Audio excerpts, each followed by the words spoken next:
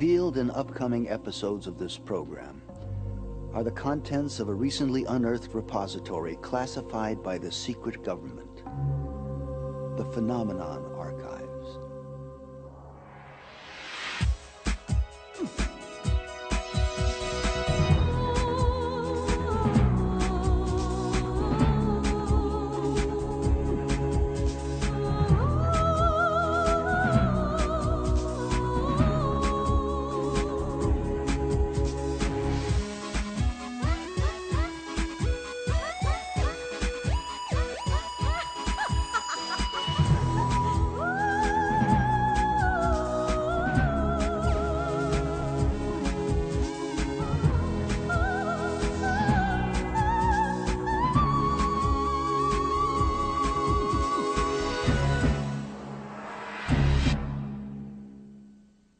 Many of us would like to believe that the achievement of greatness is rewarded, if not monetarily, then certainly through the even eyes of history. In the next 60 minutes, you may be shocked to discover that at least one man whose accomplishments touch each of our lives on a daily basis has been virtually forgotten. At the head of the 20th century, Nikola Tesla, a Serbian immigrant and inventor whose name is nearly forgotten, catapulted our civilization into the new age. The use of alternating current, radio, fluorescent lighting, remote control, and robotics, a total of 700 patents, are all attributable to this one man.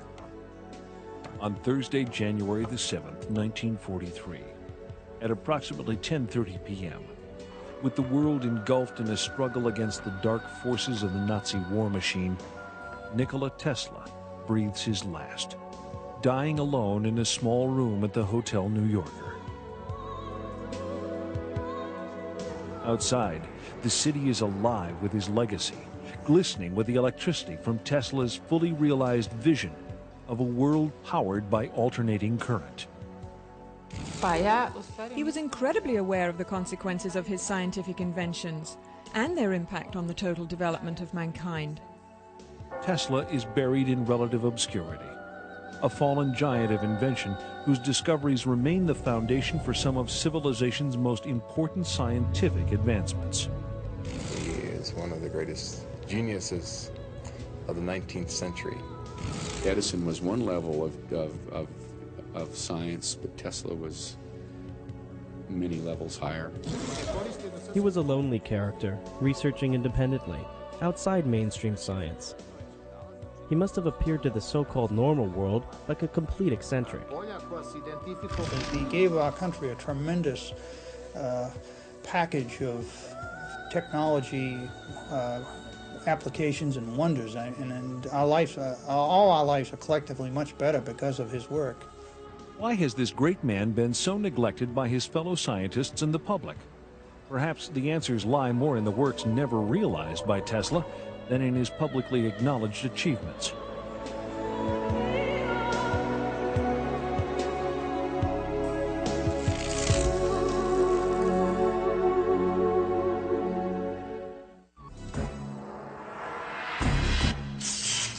Legend has it that Nikola Tesla was born at the stroke of midnight in 1856 in the midst of a dazzling electrical storm. As a young man, his greatest aspiration was to harness the power of Niagara Falls. He achieved that dream, and in so doing, popularized alternating current. Now, already a half-century after his death, a mystery surrounds Tesla. His contributions, which were great and many, have descended into obscurity. Why? Nikola Tesla was a humanitarian, a U.S. patriot, and yes, an unbridled genius. Though he has most often been personified as the quintessential mad scientist, perhaps his only real misdeed was being born ahead of his time. Tesla, a Serb, grew up in a small village in Croatia, the son of a strict clergyman and a brilliant, inventive mother. With a photographic memory and the ability to learn 6 languages by the age of 18, Tesla soon assumes his path in life as a gifted inventor. He has an uncanny ability to visualize his inventions, to assemble, test, and disassemble them to exacting dimensions, all in his mind, either while awake or in his dreams. From the time he was an early child, Tesla had the capability to visualize something so intensely and so vividly that he simply couldn't tell the difference between that and a real object. In 1884, Nikola Tesla emigrates to the United States. Virtually penniless, he presents himself to Thomas Edison and is hired immediately. Okay, Tesla, consider yourself introduced. But when Tesla describes to Edison his intricate plans for alternating current and a polyphase motor system far more efficient than Edison's direct current system, Edison recognizes Tesla as a potentially dangerous competitor. You know, Edison just didn't want anybody to get ahead of him, even if he had a better system. And this is the way it is when you get aggressive people working. They will destroy each other. A prize is offered to anyone who can harness and transmit energy from Niagara Falls to Buffalo, New York. Edison does everything in his power to discredit alternating current and Tesla. Alternating current is a danger to human life. Start the generator.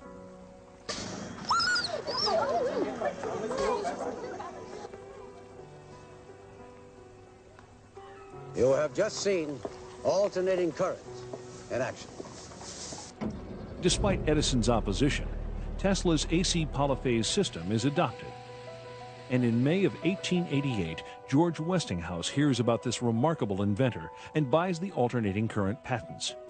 By 1897, both Tesla and alternating current become a household name throughout the world. He realized completely what would happen with the implementation of alternating current and electrification of the whole planet.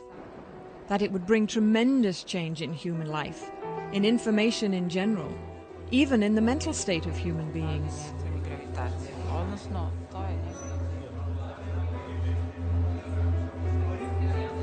Despite his new notoriety, Tesla is a pure inventor, a great dreamer, and does not actively pursue the commercial exploitation of his ideas. His many remarkable breakthroughs in high-frequency electricity, including radar, radio, neon, and fluorescent lamps, are often attributed to others. For instance, Tesla's invention of shadowgraphs, a system for taking X-ray photographs, predates the work of Wilhelm Röntgen. Tesla's fertile imagination enkindles theories for the internet and television years ahead of their time.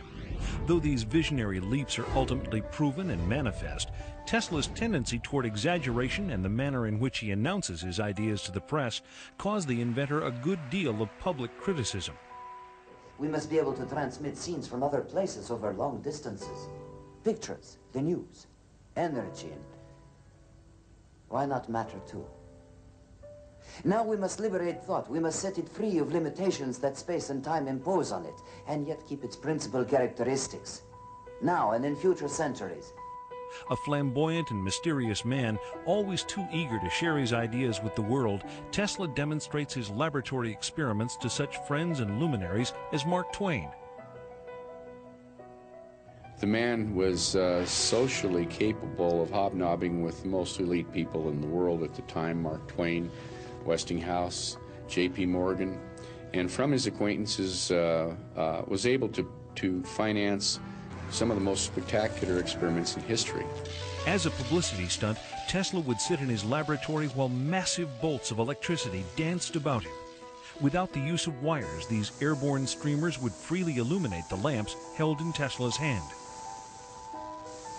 And Tesla was the first person to really show how to transmit wireless energy through the air to ignite electrical bulbs or electrical tubes. They were fluorescent tubes, which he had in the room.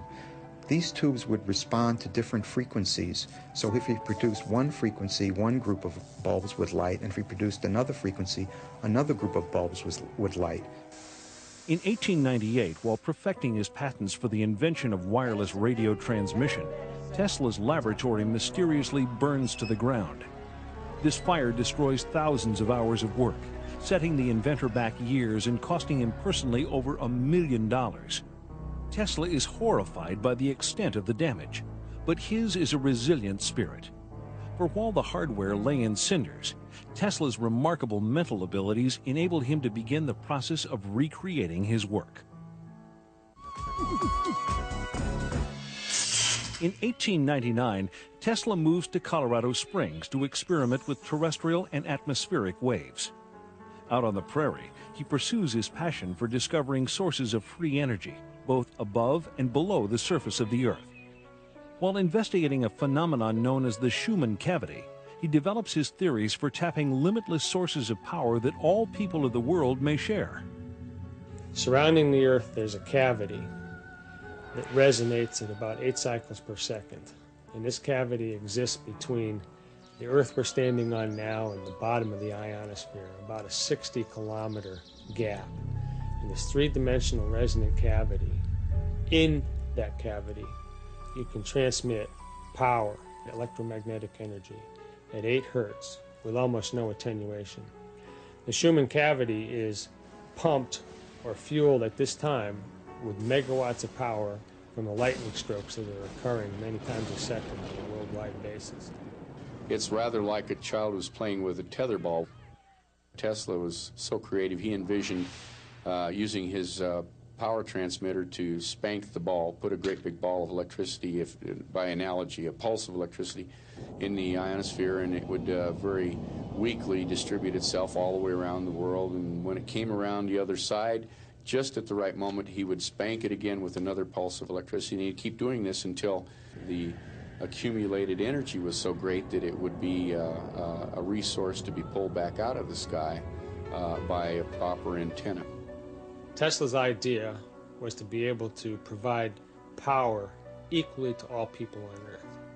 At this time, there are 2 to 3 billion people on this planet that can't go home at night and turn on the lights.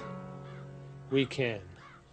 The people that can are living in poverty. Tesla saw that there was a division between the have and the have-nots, and he was determined to make electrical power equally available to all people on this planet as a gift. Tesla develops the technology at Colorado Springs to produce astonishingly high voltages and currents. When the switch is thrown, ghostly sparks dance inside the lab, while on the copper ball atop the antenna, thick blue lightning crackles upward over 100 feet into the sky. Thunderclaps are heard over 15 miles away. It is one of the great inventor's crowning achievements, man-made lightning. At Colorado Springs, he had a 56 kilovolt ampere Westinghouse transformer that George Westinghouse gave to him, and it had various taps on it up to 55,000 volts. And through the amplification of this transformer into his magnifying transmitter, he's able to actually blowing up the Colorado Springs, some of the generators in the Colorado Springs plant at a distance of about 25 miles away. Originally, it was thought that he generated or used so much power from the utility company that it burned out a couple of their generators. Since then, there's been some conjecture that actually he was picking up more energy from the surrounding air at that high altitude, and it was feeding back into the generator, and you cannot feed electrical energy back into a generator, and that's what blew him out. And they wouldn't sell him any more power until he and his assistant went down and repaired the generators. Tesla determines that waves of energy in the Earth can be used to transmit power to any point on the globe. In laboratory tests, he successfully demonstrates the illumination of wireless lamps many miles from the laboratory. But his experiments also produce more ominous possibilities. Alpha waves in the human brain are between 6 and 8 hertz. The wave frequency of the Schumann cavity resonates between 6 and 8 hertz. All biological systems operate in the same frequency range. The human brain's alpha waves function in this range, and the electrical resonance of the Earth is between 6 and 8 hertz. Thus, our entire biological system, the brain and the Earth itself, work on the same frequencies. If we can control that resonant system electronically, we could directly control the entire mental system of humankind.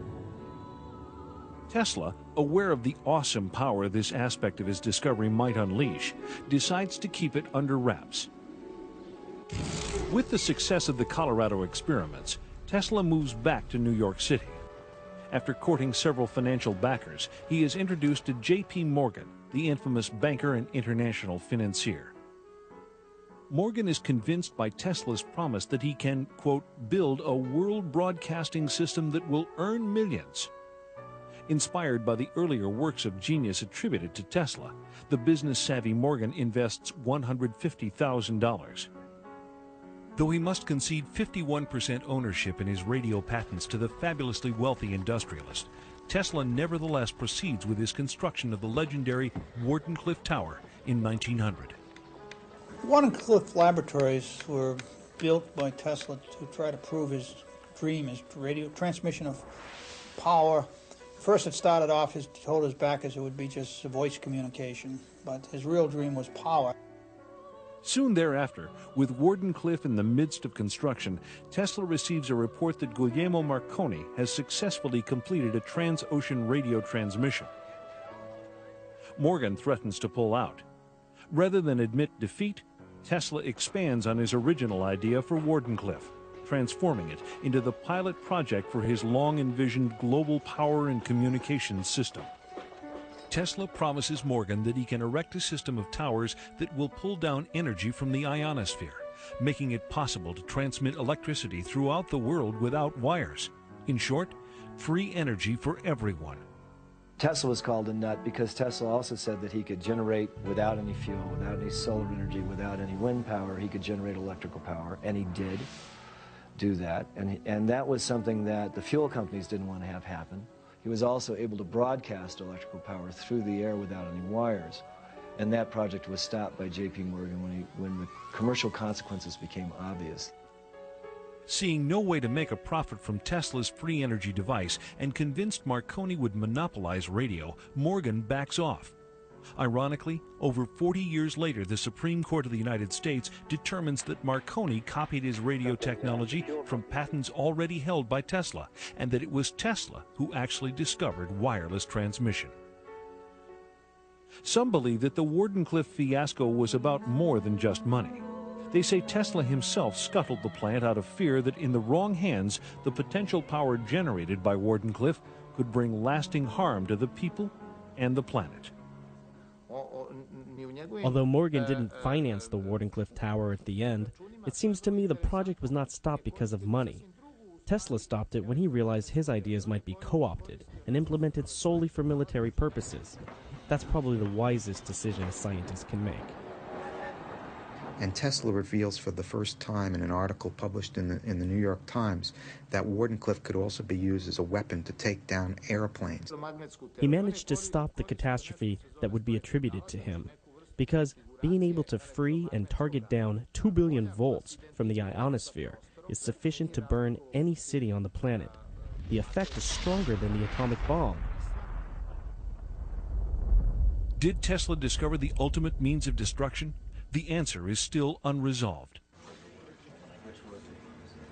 By 1915, it is rumored that Tesla and Thomas Edison are each to receive the Nobel Prize, but these reports prove false. 2 years later, Tesla is awarded the Edison Medal by the American Institute of Electrical Engineers. But any credibility this might afford him is undone by Tesla's extravagant boasts that Wardenclyffe can be used to modify the weather. They tore the tower down during the war because the military thought that was there for spy purposes. It took at least 3 or 4 charges of dynamite. It was so well built, they almost couldn't demolish it. But before it was completely dismembered, it was experimented with by someone who wanted to project scalar waves. All the birds, seagulls, and everything else left the area. There wasn't one within 20 miles. And the fishermen normally go out there and complain because there were no fish that they could catch within a radius of 10 or 15 miles while that station was operating. That's why you can get a manifestation of some animals acting strangely a day or hours before an earthquake. With his beloved tower in ruins, Tesla retreats into his laboratory and begins far more complex and dangerous experiments. On July 11, 1934, the New York Times reports that Nikola Tesla has developed a death ray, a particle beam weapon that can destroy 10,000 planes at a distance of 250 miles. Tesla claims that a plant for producing this device could be constructed in 3 months at a cost of $2 million. Aside from the devastating offensive capabilities, Tesla believes that if he can successfully build 12 of these towers, his is a weapon to end all wars. Tesla's famous death ray was a device which probably is very widely misunderstood and may have been one of the reasons why he didn't receive some of the respect by the scientific community that he may have well deserved. I think today a lot of people think of a death ray as a phaser or some esoteric type device you might see on a science fiction movie. It's a plane!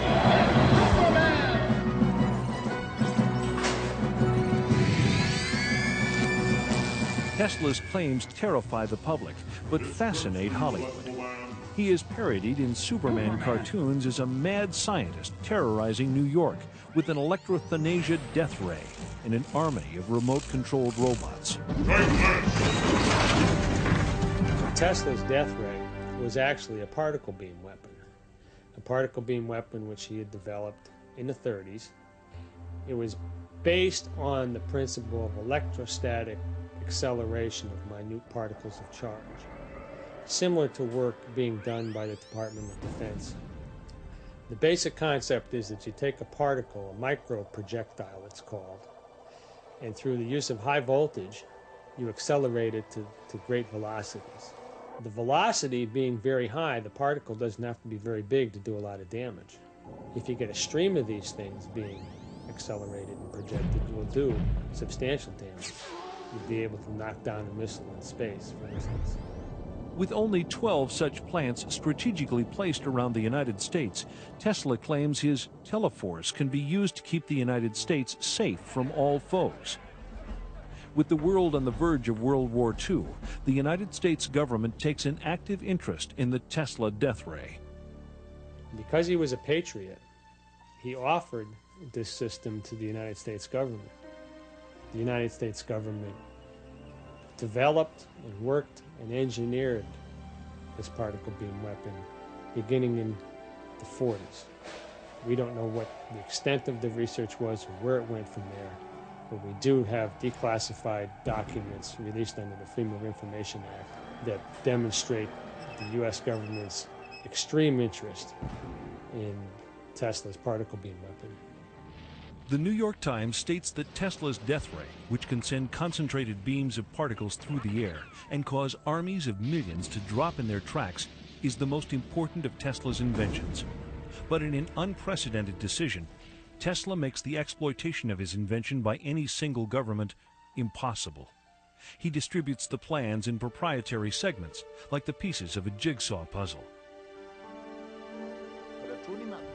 He gave it to the English, Canadian, American, and Russian governments so that they had to sit down together, to collaborate if they wanted to realize the whole invention.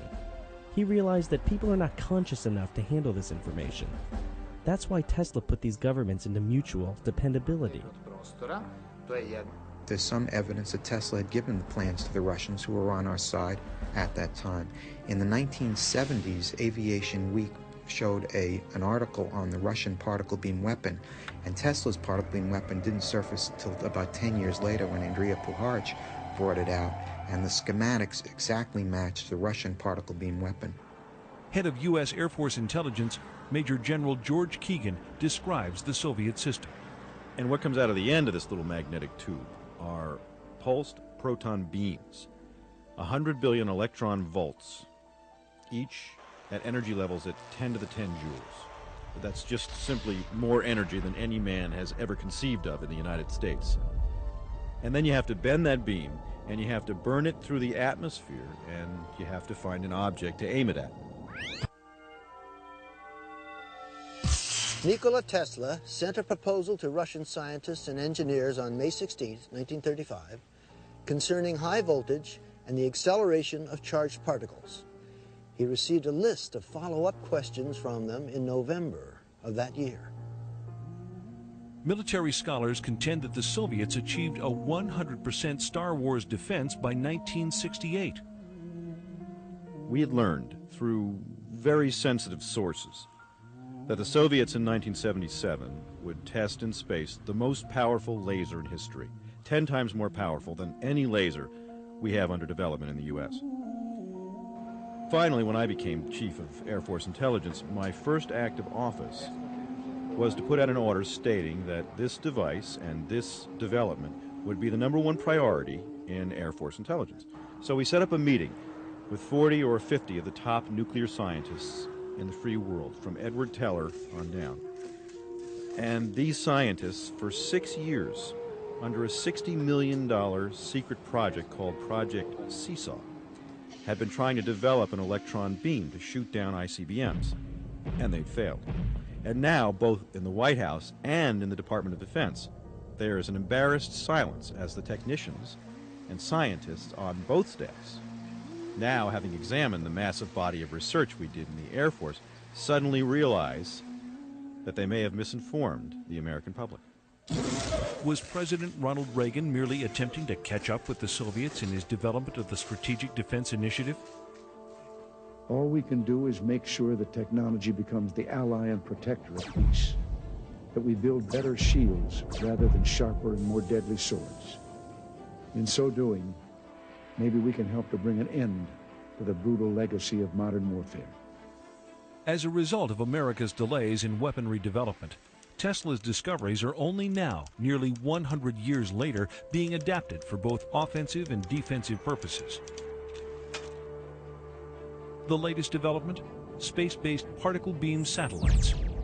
The paper which showed the technology to make the anti-war machine was eventually published in the proceedings of the International Tesla Society. So it's in the public domain now, how to do it. And what is uncanny is that when one knows today's Star Wars program and the beam weaponry that has been selected, it is almost identical to what was proposed by Tesla. At the time that I came across the documents, I took it to experts in the aerospace field and asked them to look at his technique for generating high voltages. At the time, the aerospace firm I was working with was working on particle beam technology, and they had a study group that was working on proposals to give to the government on directed energy weapons. I gave that proposal to the advanced projects research team and asked them to consider it. The only word that I ever got back from them was that they said it was interesting, and they would say no more. Tesla certainly spoke of a very large series of very powerful weapons. I think that's a reasonable thing, and let's approach it this way.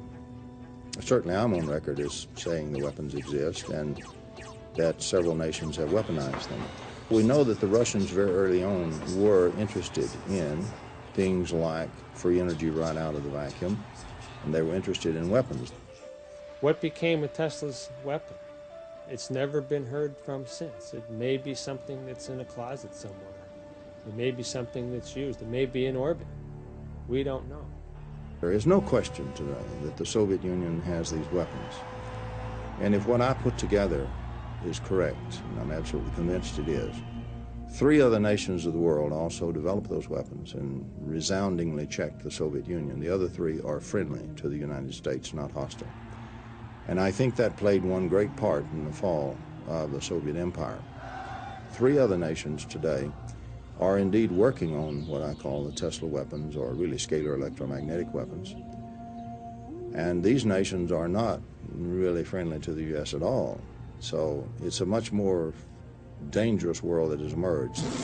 In an article published November 3rd, 1998, Bill Gertz of the Washington Times writes, "The Chinese army is building laser weapons and already possesses particle beam weapons capable of damaging sensors on space-based reconnaissance and intelligence systems. If the People's Liberation Army has beam weapons, what about the U.S. military? Under promise of anonymity, this Navy SEAL spoke about current capabilities. We do have particle beam weapons. I've used them. We did underwater tests off the coast of California. The capabilities are awesome. You can knock down a satellite, a ship, a plane, anything. In the global race for new technology, it appears that Tesla's death beam is not the only secret invention that supposedly disappears when he dies. On July 4th, 1976, the celebration of America's bicentennial, a strange new signal is monitored on ham radio frequencies. This high-pitched chattering is dubbed the woodpecker signal by the Central Intelligence Agency. They have no idea what it is, but they are able to triangulate its source to a Soviet transmitter in Latvia.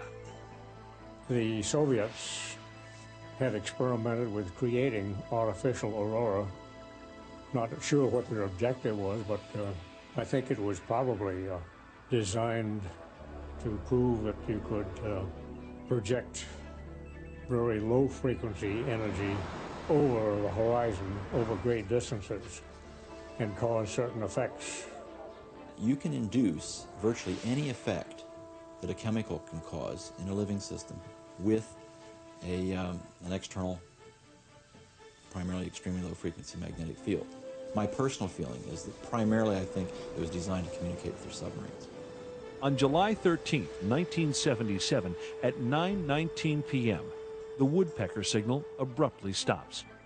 A strange corona forms around Edison electric power generators servicing New York City, and the entire city is suddenly plunged into darkness, creating chaos and confusion. The blackout is similar in its effects to Tesla's Colorado Springs experiment that overloads and sets ablaze the local electrical power plant. Things started to brown out. We started seeing very strange things happen to New Yorkers who went berserk. It was literally absolutely dangerous to be there in New York City. And it was a headache for police and who knows, all the security people around. Was it Tesla's secret that electricity could alter the mental state of human beings? If so, was that secret delivered into the wrong hands?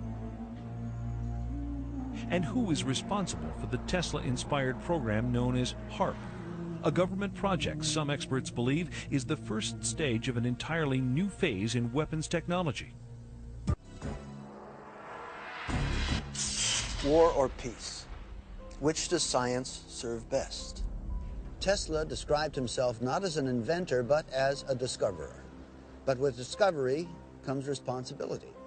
Tesla knew this when he developed HARP technology, and many think that his fear of what might happen if HARP fell into the wrong hands motivated him to keep his discovery under wraps. HARP exists because Tesla theorized back in the 30s that he would be able to stimulate the magnetic field of the Earth in such a way that he would actually be able to create a shield around the city. HARP is basically a design experiment in terms of atmospheric physics where a large array of antennas, it's not just one antenna, it's a very large array, it covers several acres, are broadcasting into the ionosphere of the planet a very, very complex series of waveforms. And these waveforms are designed to specifically couple in with the ionosphere, which is a resonant cavity. This concept involves heating up the ionosphere in a manner similar to a giant microwave oven. That a small input, like a pulse of a certain number of watts in, can create a large output, because whether accidentally or intentionally, it's possible to tap into this sea of energy around us. It surrounds us and goes through our bodies and is everywhere throughout space. HARP's original designer conceives it as a shield for missile defense that can fry the circuitry of incoming bombs.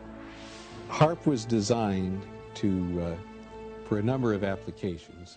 It really was not set up as a weapon. If you read the patents, I was thinking of ways to use it defensively. He also claims that by superheating portions of the upper atmosphere, HAARP can affect global weather patterns, a concept Tesla was ridiculed for nearly a century earlier. One of the real dangers of HAARP is that we concentrate with HAARP in one very small area of the ionosphere. We create a lightning rod effect.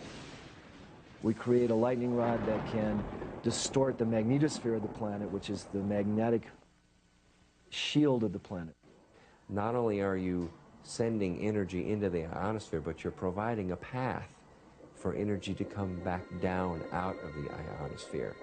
The electrons and energy will come from all over the ionosphere to that one point, and it will strike the ground in a bolt that is 100 times greater than any lightning bolt imaginable.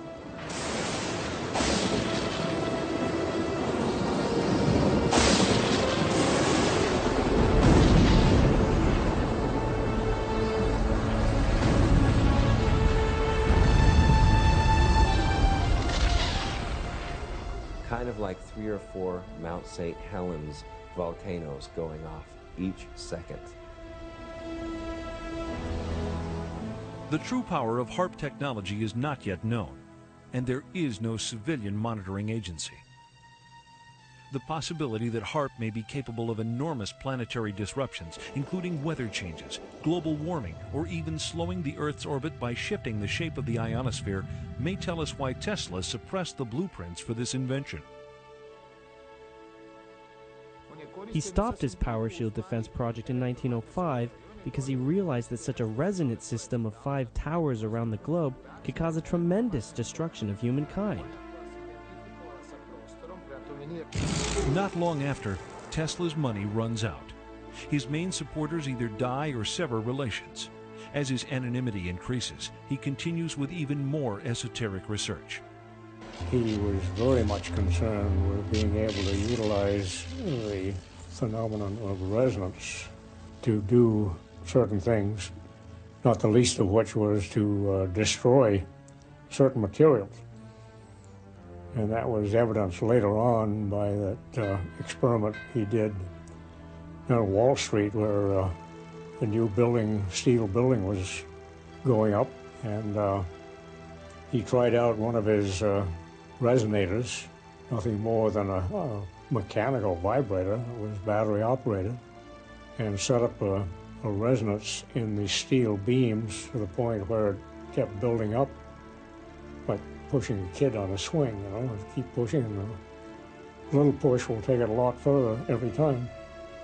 And he almost brought the building down, it scared the people who were working on it. They thought they were having an earthquake. And they went down and called the police and everything else. Tesla got a little bit scared and picked up his equipment, put it in his pocket, and went home. He had one other unfortunate incident, which today we would laugh at, but was very serious at the time.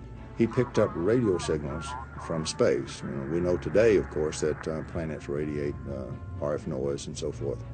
But when he announced this, it just caused a sensation, and all the scientists said immediately, "What a kook! You know, what a idiot!" There were rumors you went to Colorado Springs in order to contact Mars. Is that true? I never intended to. However, I recorded certain electrical impulses of unknown origin, and these were repeated at constantly timed intervals. It's possible they were a kind of signal from space. And did you in turn send them a message? Ask the Martians that question. Mr. That's all today. No more questions, please. They got to thinking, I'm sure, well, he's talking crazy now. He's feeding pigeons in the park, and he's got this crazy idea of transmitting signals to Mars. And Tesla is so advanced in his thinking, so sensitive and eccentric, that few of his colleagues understand his work. He is perceived as snobbish and overconfident. He was ostracized, I think, primarily because of his difference and because of his radical statements and because of his pronouncements of great systems. They didn't have the foggiest notion of what he was talking about. Nikola Tesla saw many of his inventions scrutinized, then adopted by the military. However, it becomes apparent that as a citizen of the planet, Tesla ultimately serves a much higher authority. He met Swami Vivekananda in New York City in the late 1890s. Swami Vivekananda was probably the first yogi to come to this country with Eastern philosophy and present it to the West. It was at Swami Vivekananda's lectures that Tesla picked up the Sanskrit terminology, prana, akasha, and the concepts of the ether that led him to determine, or actually led him to a point where he could describe succinctly the physics of the universe, the physics of matter creation in this dimension. In many of his letters, he wrote that if he were to choose a religion, it would be Buddhism. All his stories about his journeys in other worlds, about dreams, about machines that operated in his imagination, were manifestations similar to the experience of the shamans. It was known that his solutions came during a dream. Tesla's view of the universe, his cosmology, if I might call it that, is based on viewing life from a spiritual point of view. And it was in the science of the ancient works of the Vedas where he found the spiritual terminology to describe what he saw manifest in the physical world. What leads Tesla to this spiritual awakening may never be known. But it is not uncommon among those forward-thinking patrons of discovery, people like Robert Oppenheimer, father of the nuclear bomb, or Albert Einstein, that in the end they recognized the singular perfection of the interconnected and life-imbuing system of our planet.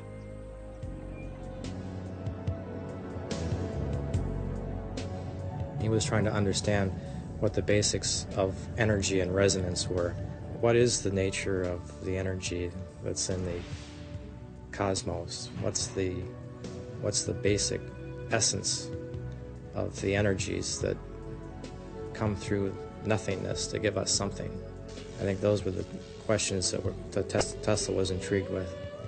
When Tesla dies at the age of 87, his legacy of over 700 important patents slip into obscurity, forgotten by nearly everyone except the U.S. government. Tesla's possessions are sequestered in a government warehouse for 10 years following his death. Official reports confirm that the collection was microfilmed during this period. When contacted, however, no government agency revealed any information regarding these microfilms. After a decade, the government officially denies the existence of any secret weapons technologies included among the Tesla papers. Rumors nevertheless persist to this day. Whatever may have befallen Tesla's undeveloped discoveries, the inventions that remain contribute daily to our science, our medicine, and our environment. Perhaps this is what Tesla ultimately envisioned. Perhaps the missing secrets of Nikola Tesla are right where they belong.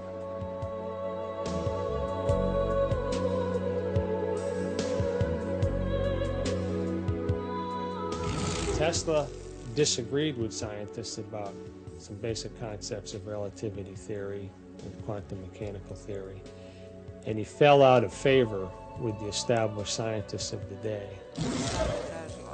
Tesla was very knowledgeable about quantum mechanics and Einstein's theory of relativity. Both were developed during his lifetime. And he suspected that sooner or later, quantum mechanics and relativity theorists would enter into a crisis. And that's why he used to say, "The present time is theirs, but the future is mine." Sir Albert Einstein also said that once there's a bunch of little theories all over the world, that's a prelude to a major breakthrough in science and physics. I think that science today needs to take a new look at some of the theories of Tesla, because there is more to the universe than what we are looking at and what we are observing with our scientific instruments. We've reached a point in our conscious evolution of the species. We have the ability at our fingertips now to engineer and to manipulate space-time and gravity. We're on the threshold of a new technology. Nikola Tesla was the gatekeeper of lightning. Some of his ideas earned him a reputation as a fruitcake. Some permanently rocked the world of science. Still others changed our planet and our lives. The next time you plug in your cable TV, remember the man who made it all possible. You might also imagine a world with free, unlimited energy, and a world without wires, because that's what we lost when we lost the lightning of Nikola Tesla. I'm Dean Stockwell, and these are the Phenomenon Archives.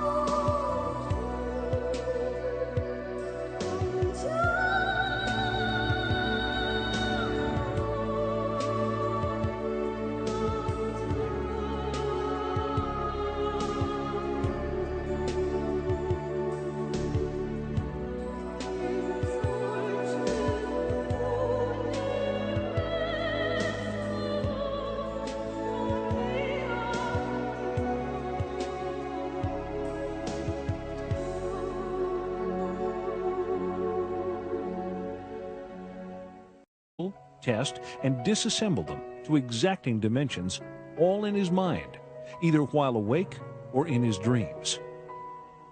From the time he was an early child, Tesla had the capability to visualize something so intensely and so vividly that he simply couldn't tell the difference between that and a real object. In 1884, Nikola Tesla emigrates to the United States. Virtually penniless, he presents himself to Thomas Edison and is hired immediately. Okay, Tesla, consider yourself introduced. But when Tesla describes to Edison his intricate plans for alternating current and a polyphase motor system far more efficient than Edison's direct current system, Edison recognizes Tesla as a potentially dangerous competitor. You know, Edison just didn't want anybody to get ahead of him, even if he had a better system. And this is the way it is when you get aggressive people working. They will destroy each other. A prize is offered to anyone who can harness and transmit energy from Niagara Falls to Buffalo, New York. Edison does everything in his power to discredit alternating current and Tesla. Tesla is buried in relative obscurity, a fallen giant of invention whose discoveries remain the foundation for some of civilization's most important scientific advancements. He is one of the greatest geniuses of the 19th century. Edison was one level of science, but Tesla was many levels higher. He was a lonely character, researching independently, outside mainstream science. He must have appeared to the so-called normal world like a complete eccentric.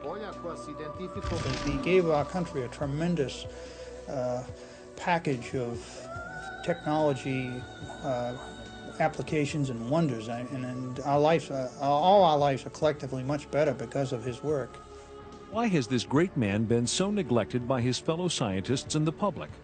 Perhaps the answers lie more in the works never realized by Tesla than in his publicly acknowledged achievements.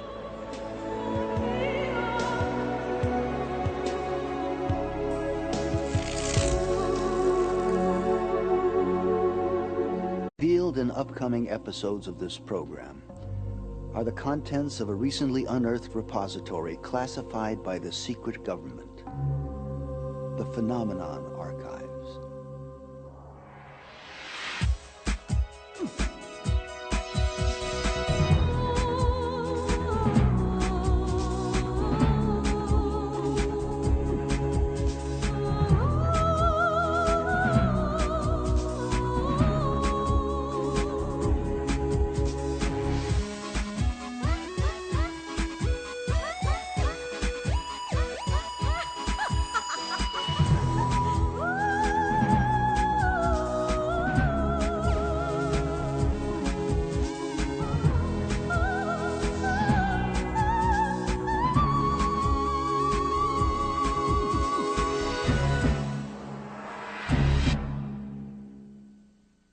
Many of us would like to believe that the achievement of greatness is rewarded, if not monetarily, then certainly through the even eyes of history. In the next 60 minutes, you may be shocked to discover that at least one man whose accomplishments touch each of our lives on a daily basis has been virtually forgotten. At the head of the 20th century, Nikola Tesla, a Serbian immigrant and inventor whose name is nearly forgotten, catapulted our civilization into the new age. The use of alternating current, radio, fluorescent lighting, remote control, and robotics, a total of 700 patents, are all attributable to this one man. On Thursday, January the 7th, 1943, at approximately 10:30 p.m., with the world engulfed in a struggle against the dark forces of the Nazi war machine, Nikola Tesla breathes his last, dying alone in a small room at the Hotel New Yorker. Outside, the city is alive with his legacy, glistening with the electricity from Tesla's fully realized vision of a world powered by alternating current. He was incredibly aware of the consequences of his scientific inventions and their impact on the total development of mankind. Legend has it that Nikola Tesla was born at the stroke of midnight in 1856 in the midst of a dazzling electrical storm. As a young man, his greatest aspiration was to harness the power of Niagara Falls. He achieved that dream, and in so doing, popularized alternating current. Now, already a half-century after his death, a mystery surrounds Tesla. His contributions, which were great and many, have descended into obscurity. Why? Nikola Tesla was a humanitarian, a U.S. patriot, and yes, an unbridled genius, though he has most often been personified as the quintessential mad scientist. Perhaps his only real misdeed was being born ahead of his time. Tesla, a Serb, grew up in a small village in Croatia, the son of a strict clergyman and a brilliant, inventive mother. With a photographic memory and the ability to learn 6 languages by the age of 18, Tesla soon assumes his path in life as a gifted inventor. He has an uncanny ability to visualize his inventions, to assemble